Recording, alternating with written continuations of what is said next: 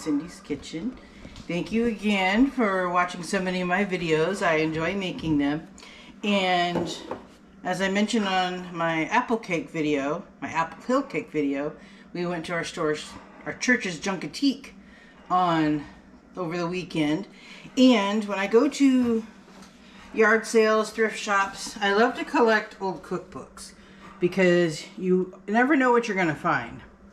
And this actually has a recipe that I'm going to try soon. It's a honey wheat bread with beer in it. Well, anyway, at our church's Junkatique, I found this cool cookbook. It's from the Solano County Fair in '95. And I enjoy these old cookbooks. So when my daughter found this, she's like, Mom, you ought to get this. So anyway, tonight I'm making whoopie pies. But another unique recipe I found in this old cookbook is a honey wheat bread that contains Budweiser beer. Okay. Because there is a Budweiser factory up in Fairfield, which is in the heart of Solano County. So anyway, just a little backstory. So this is going to be whoopie pies. And we will make a recipe card for you in the video so you will have all the ingredients. But what we have is a half a cup of shortening, 1 cup of white sugar, 2 egg yolks, and those are from 2 different types of eggs, which is interesting because one is dark and one is lighter. Yeah, I was going to wonder about that. These are from Free Range Eggs, which is a more pricey brand, and this is just regular supermarket eggs. There is a difference in the yolks, but anyway, they bake just the same.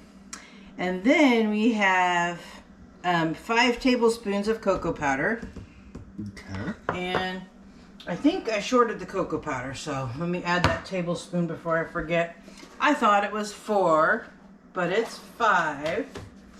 So let me do that before I get sidetracked. I was all prepared too, but oh well. It's the end of a busy week. We're short-staffed at work, and so my brain kind of leaves me sometimes. Okay, and we have 2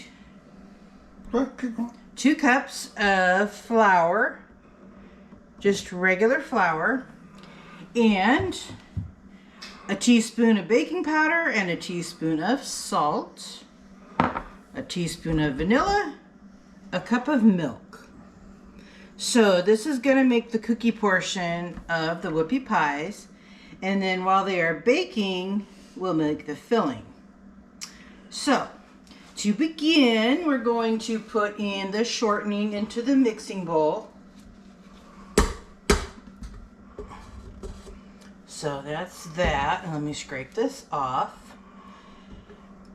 And we need to cream the shortening with the sugar, so let me put that in together. So, you know what? It works when you plug it in. I unplugged it to plug in something else and forgot to plug it in. Anyway, okay, it works better with electricity. Just a little tip there. So we're going to beat the shortening, sugar, and egg yolks until creamed and fluffy. So in this case, we're adding the yolks in at this stage. So we're going to put those in there. This is a first-time recipe for me. And while that is busy creaming, we're going to get the dry ingredients ready.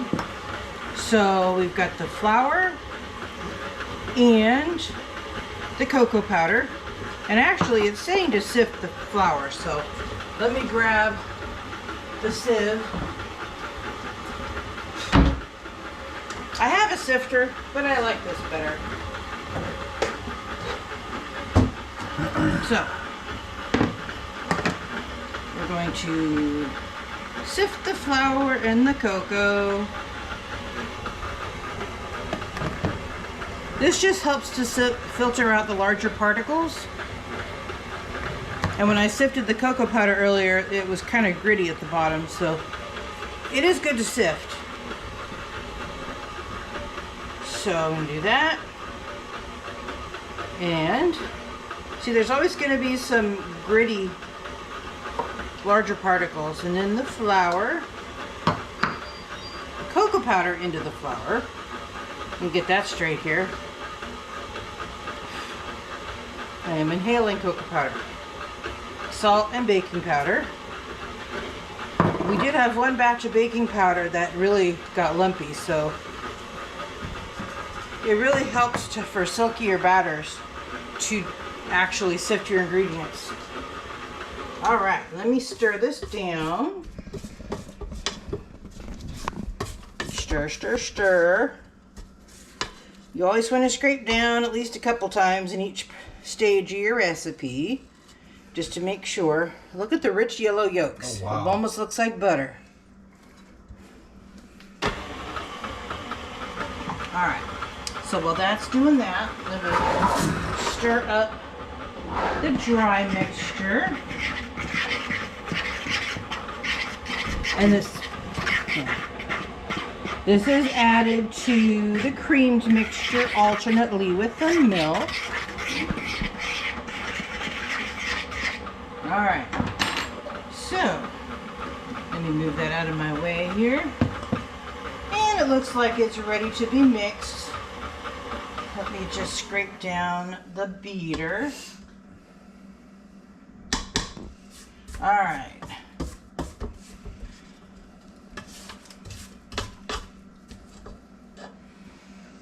All right. As long as the camera doesn't go ahead and take another nap on us. No, so far it's going good. All right. So, alternately with the powder and the milk, we're just going to put a little bit of flour mixture. And that is too big for that, so let me use a smaller one. Get some milk in there.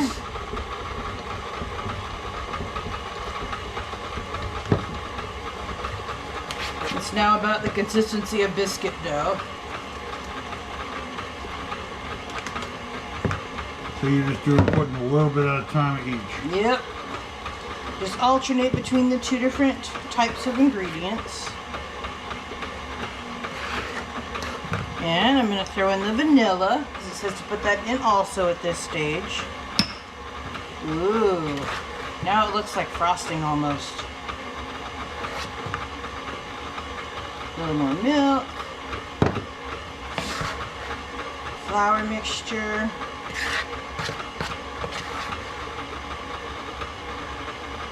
And more milk. And what I'm going to do now is drop it down and give it a good stir throughout the bowl. Get all the dry ingredients off the sides. This is an older KitchenAid mixer, but oftentimes the older mixers are actually better quality. So,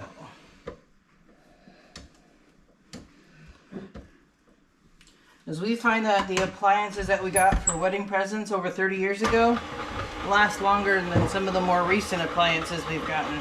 Isn't that weird? Mm-hmm.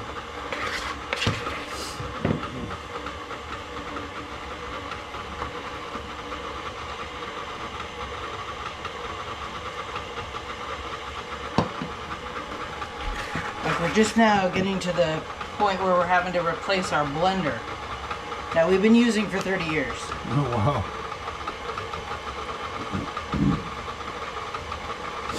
Most current appliances only last 2 to 5 years because the quality just isn't there anymore. All right, and the last little bit.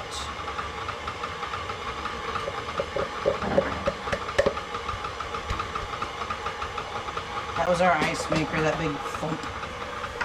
All right. So let's see here. We've got everything done. So let me drop it down and scrape it again. This is going to be interesting. I've never made whoopie pies before, but when I saw the recipe, I knew I had to try it out and share it with you guys. So I thought it was pretty cool. And those of you that live in the southern part of the United States, whoopie pies are probably more common there than they are here on the West Coast. All right. Okay. Give it one last round. Make sure I got it all mixed, and then I'm going to drop it down again. A good way to clean off your beaters is after you drop it down, spin it out just a little bit. Not too aggressively because you don't want to spatter your entire kitchen, especially not in brown spots. So. Alright. Alright. Gonna tap that off real quick here. Put that in the bowl because I know there's a certain someone in this house who would love to lick the beaters. Alright. Now we're going to scoop it onto a greased cookie sheet. It says by teaspoon, and this is actually more of a tablespoon size. But let's just see if we have a regular teaspoon size here. We've got the most, wow, 4 teaspoons and none of them match. Welcome to a house with teenagers. Okay. Alright, so I'm going to scoop this out by teaspoons. So, just make little balls of dough.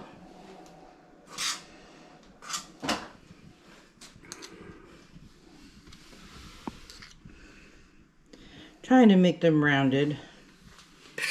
But I have not been able to find a teaspoon size cookie scoop. I have looked everywhere. Well, everywhere except for like the professional. Yeah, the restaurant stores. I could probably find it on Amazon if I looked hard for it. But anyway. So, just going to do 4 across because I don't expect them to spread too much.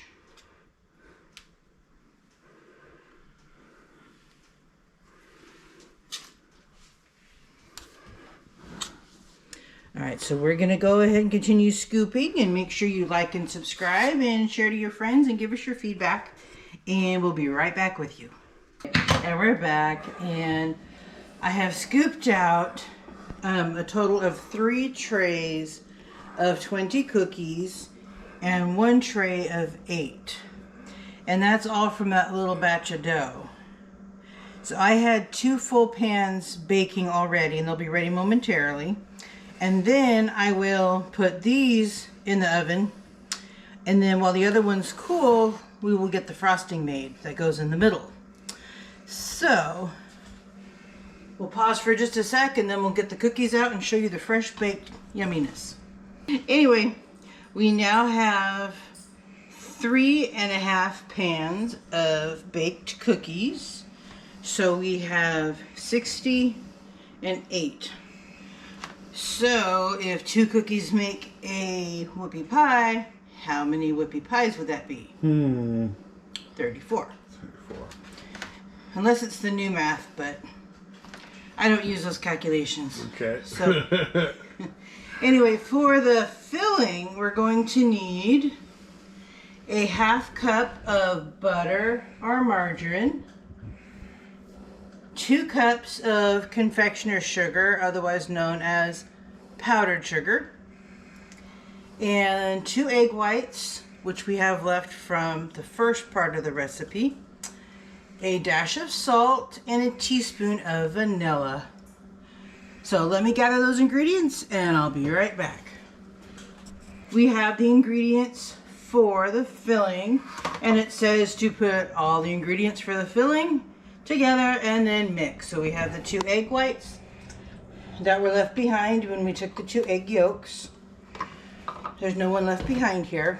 You even use the whites. 1/2 cup of butter, which I softened. It didn't say to soften it, but common sense told me to soften it. So if you've ever tried to beat hard butter, you'll burn out your motor. Okay.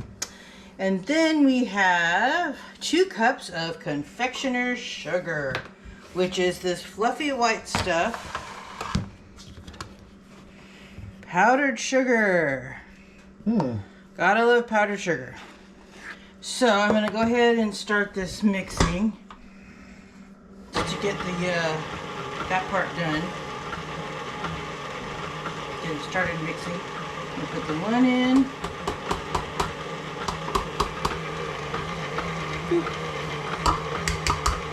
So that's 1 cup of powdered sugar. Now we have the 2nd cup of powdered sugar.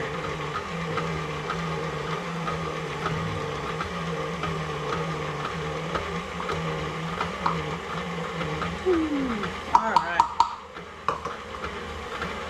Okay. So put that aside, and it says a pinch of sugar. Not a pinch of sugar, a dash of salt. Alright. I'm just going to put a smidge. That about dash? Yeah. It's just a teeny bit. It's where you do a dash and a smidge. It's up to interpretation. But a little bit of salt brings out the sweet. And that is A teaspoon of vanilla. Alright, so I've got all the ingredients in there. So let me mix that up and scrape it down. Alright. Hey, I ended up getting 2 scrapers from the same set. Okay. A lot of people give me kitchen equipment for presents, so, because I bake so much.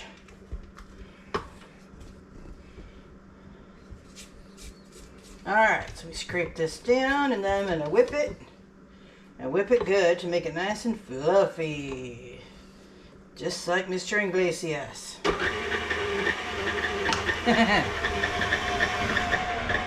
want me to get a better view? no, I got it. Okay.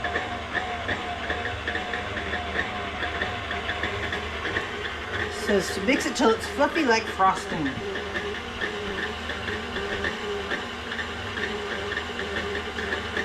So in the meantime, I'm going to loosen up the whoopie cookies.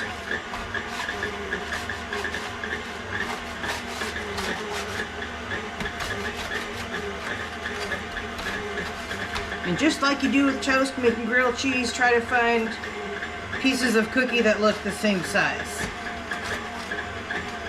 Because as much as I tried, they didn't quite come out evenly. But that's okay.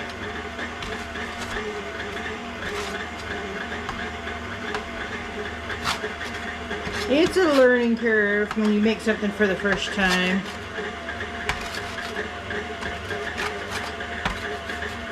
I think I got all those ones loosened, so let me swap this out.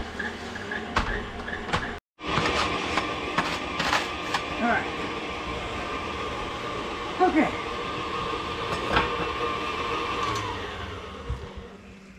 Alright, I think the frosting is fluffy enough, so hold on, I'll bring it closer so you can see. Let me just get this out of the way.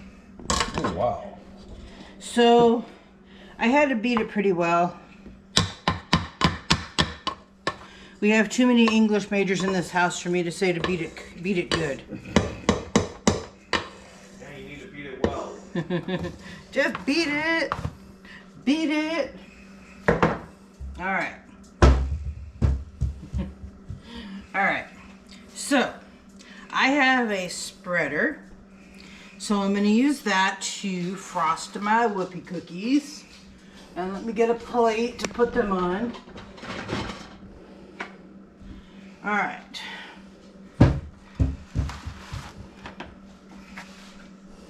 Damp from the dishwasher. Okay, so I'm going to take 2 cookies that are roughly similar in size and put some frosting on it if I can get a hold of the frosting. Alright. So there's one. Oh, wow. Yeah. So I'm going to go ahead and frost a few more, and then we'll bring you back for a taste test. We'll be right back. Who wants to do a taste test? I was thinking if anybody else did, but I think Logan's the only one who's paying attention. All right, my Go dear. ahead, Dahlia. You want to try one? Dahlia ran in the kitchen for the taste test call. All right, Logan. So how's the whoopie pie? I haven't tried it yet.